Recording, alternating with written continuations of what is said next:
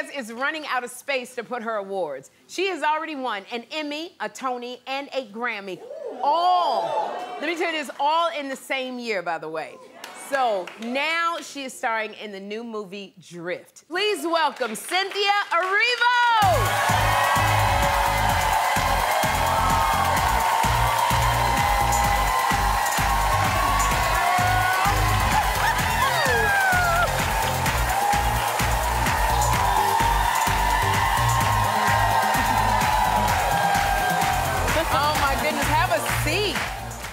Oh, I'm so glad you're here. You look absolutely stunning, Cynthia. Every time I see you, I don't think you could get any more stunning in her. Oh, no. But you top yourself every time. Thank you. I wanted to ask you because I feel like I know you because you're good friends with my bestie, Kim Whitley. And Kim Whitley is always talking about you. She never shuts up about Cynthia. That's Kim right there. When she talks, because she always talks to me about you. Yeah. When she talks to you, does she say anything nice about me? She loves you. She does. Yes. She never says nothing nice about me in my face. I think that's where she shows you her love. But yes. to me, she's very lovely to you. Yeah. She okay. loves you. Okay, good. All right, good, because she never does. Yeah, she she's never always tells talking about you because she loves you. Oh, thank you for telling me that. I appreciate that. Yeah. Now, because I know she comes over your house for like sleepovers and she's never invited me. That's what I really had a problem with. I just want to let you and Lena know I'm a good sleepover guest. Like I'm a good pajama person. She likes to wander through my closet and she threatens to take much of my belongings. It's fine. I don't mind. Oh, I would lend her anything. We talk about, she likes my earrings and my jewelry and all that, so... Okay, you know Kim steals, right? You know what? She does. I wasn't going to say it. Yeah. But, like, here's the thing. If she takes anything, I'll let her keep it for a little bit, and then I'll take it back and she can borrow it again whenever she likes. There you go. That's really... Now, you know, it's so funny because you are an actor and you're a very busy actor, but you also have been singing since the age of 5 years old. Look at you. Oh, my gosh. Look at you. So is singing like your first love? Yeah, I think it was sort of the thing that introduced me to performing. It's the thing that made me comfortable with being in front of people. And I guess it was like the one thing that came naturally to me. Yes. Yeah. I know I saw you at the Hollywood Bowl, and it was so exquisite. Everything that came out, every lyric, every tone, I couldn't believe it because I'm such a fan of you as an actor. You even got to go on stage with another icon, Anita Baker. Oh my God. She calls you on stage, Cynthia. I was so unprepared. But what was it like walking up there? I was there as a guest, truly. Okay. We bought our tickets. I was sitting in the front row. I was just... Yes. Anita Baker. Yeah. Lovely. And I was there. And so when she was like, you, come up. I said... She said, come up. And then when I got to the stage, she sent me off to the side of the stage. She said, go pick up a mic, do a sound check. Check your mic. I was like, huh? And then, so I come on stage and she is listening to my mic to make sure she can hear me. She can't hear me. She yells, turn her up, I can't hear her. That clip is after she has sound checked my mic to make sure you could hear me. And you sang with Anita Baker? I did, yeah. Oh my gosh. Let me tell you. And Anita Baker is, now you know, she pulled me up on the stage one time. We were at Radio City O Music Hall. Yes. And she did that. Sherri, she pulled me up. And I kept going, I can't sing, Anita. And I kept telling, see, because I look like a gospel singer, but I can't sing. You look like you got pipes. I do look like that. I look like I'm about to sing. Even your speaking voice says, I can do something. Yeah, my singing voice says I can karaoke. That's what my singing voice. But and that must have been amazing. And I know that you also, you are so busy. You just finished performing at the Kennedy Center. Yes. And you recorded, your holiday special. So this was the second time I had done the Kennedy Center honors. Yes. And so I just did the Kennedy Center honors for the third time. Oh. And this time, this was for Earth, Wind and Fire, and this last time just gone was for Miss Dionne Warwick. So you got Anita Baker, Earth, Wind and Fire, Dionne Warwick. Yeah. Oh my gosh. What's the feeling that goes through you when you're singing with them or in front of them? Or? Before I go out on stage, it's abject terror. Yeah. I am petrified because they're people I look up to.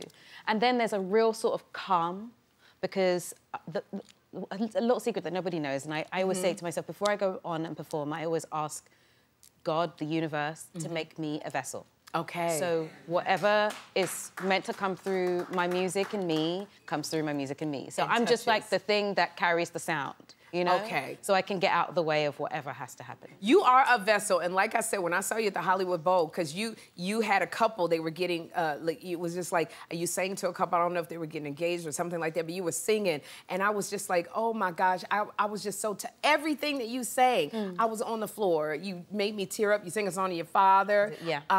Everything that came out of your mouth. But what I remember at the Hollywood Bowl, you had so much fashion.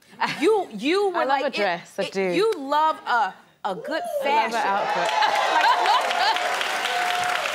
I do. Like, have you always been like the fashion diva? I think so. I think it's just like, it's another form of creativity for me. It's another way to express myself. I don't believe there's any rules. I don't follow any rules necessarily. Yeah.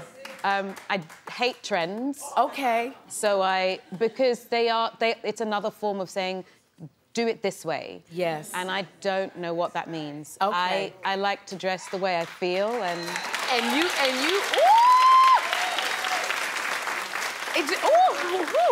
Life is for living, you play, and that's what it is, yeah. And that's what I got, and I was watching your new film, Drift, yeah. and you are so right, life is for living, because you showed such vulnerability in this movie. Your emotions were just like, you took me all over the place with this. Can you tell us about Drift? Yeah, it's a movie about this young woman who is displaced. She comes through the war in Liberia and ends up in Greece alone. And you kind of watch her have to pick the pieces up and put herself back together again. It isn't easy for her. She doesn't let everyone in, but bit by bit, she somehow opens up. She finds this tour guide who happens to be also kind of trying to put herself back together again. Yes. They find each other, and you go on this journey with her to maybe even the beginning of what could be for the rest of her life. I loved it because as a woman, you were out there. You can clap, absolutely. It was so many powerful messages, and just as a woman out there by yourself in a country you had never been in, and how you were a survivor, and you did what you had, and so many of us, we have to do, to survive, and you were in just the ways that you had to do it, and how you dealt with your fear of being in this place. Every single second, she is trying to find a way to move on to the next second, you know? And I think the thing that I loved about doing this movie is that I got to treat someone who is in circumstances that aren't of their own doing with dignity. Yes. Which we don't see enough of. And we definitely don't see very many black women who have come through this and who have had to be displaced. We just don't see their stories very often. Right. And so to be able to tell her story and to give her dignity, to give her elegance, because those things don't disappear because of your circumstance. Right. It's just that people see your circumstance before they see you. And I really wanted people to see her before they saw the circumstance. I loved it. Because when you're talking about dignity, in that clip when the man said, how did you get here? And you still had Sister Girl when you were like the same way you got here. Exactly. Shoot. Yeah. I loved it. Now, Cynthia, you got, in 1 year, an Emmy, a Grammy, and a Tony.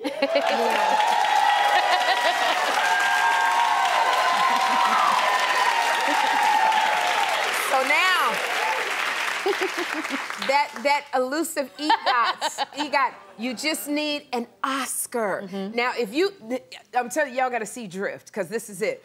But you can get the nomination for Drift or your new one, Wicked. Okay, so you got 2 opportunities.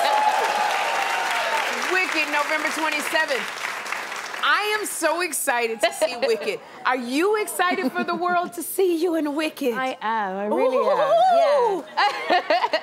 It's just like a complete transformation, and you know, it's one of those, you never know that these roles can be yours. It's it's a huge dream to be able to play such a big role, such a larger-than-life, reimagined piece of history. You know, she's the Wicked Witch of the West. Ooh.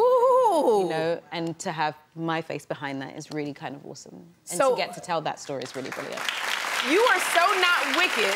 I know, no. You were so not Wicked, but you're such a tremendous actor. So what would you bring to it, playing the Wicked Witch of the West? Well, you get to see her journey to the Wicked Witch. Okay. So she starts, you know, wide-eyed and bushy-tailed. Okay. But then you find out what has taken her to the darkness. Okay. Yeah. You gonna be the sexiest, wickedest witches. Girl, Cynthia, I can't wait to see you. But I want to say, I know you have to depart. I want to thank you, Cynthia, for coming here. I love you, Sherri. I love you too. Y'all, Cynthia's new movie, Drift, is in select theaters now. Go and see it. The messages are so powerful. We're gonna have a good time. We're gonna have a good time.